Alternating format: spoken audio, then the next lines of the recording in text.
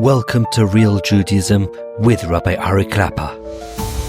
Unfiltered wisdom for Jewish life. Says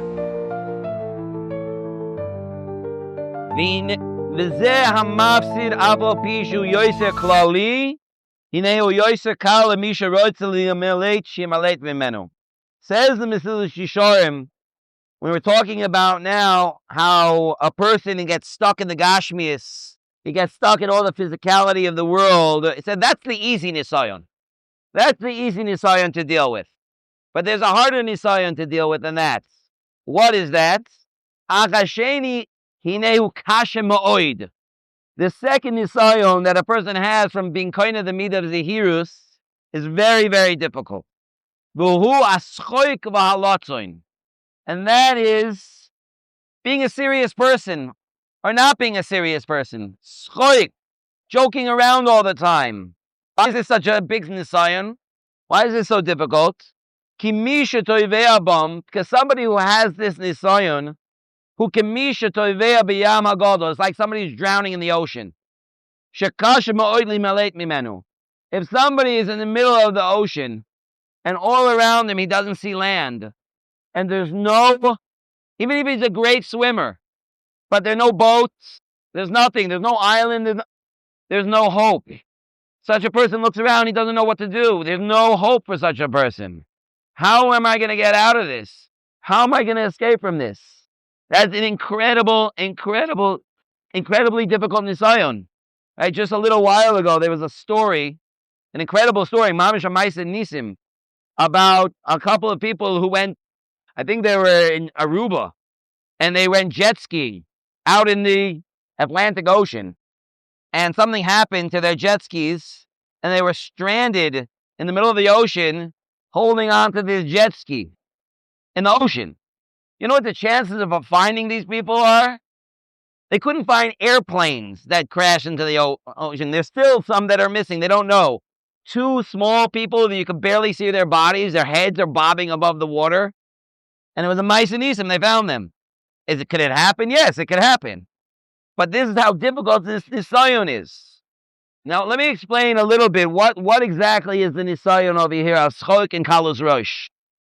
The nisayon of schok and kalos rosh is that even when a person wants to be serious, the atmosphere around him will make it, depending on what the atmosphere is, will make it almost impossible for it to happen.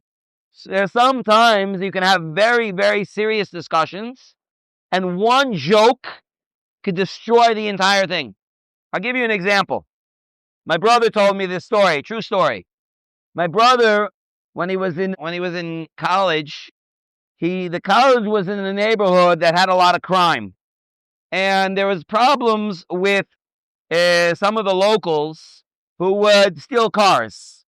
And there was a meeting. There was a meeting with all the students, or whatever students wanted to come, and the president of the college. And my brother got up to ask about security on the campus, that they could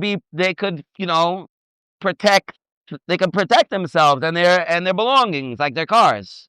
A very serious question. A question that was very sensitive also, because the relationship between the college and the locals who lived in that community was also very, very sensitive. So this was a tough question to answer. What did the president do? He made a joke. Once he made the joke, the issue was never dealt with. Once you make the joke, the whole seriousness of it plummeted. And he said something and basically moved on to the next question. That's it. Sometimes a person wants to improve, they want to be better, and then even they themselves personally would want to do that, but they're in a group of people where one guy makes a joke about it, and all of a sudden the whole thing plummets, and I don't feel comfortable anymore. I want to be part of my chevra. I want to, and the joke just destroys the whole thing. That's why this is so difficult. If a person was really, really committed, he could still fall to this, which is why a person has to be so careful how to know to take things seriously.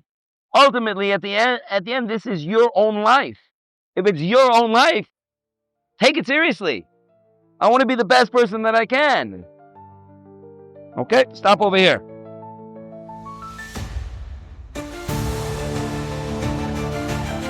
Thank you for joining Real Judaism, where we explore Torah's wisdom for real life. Created by J Foundations and produced by Ellie Podcast Productions. Find more episodes at realjudaism.org and subscribe wherever you listen to podcasts.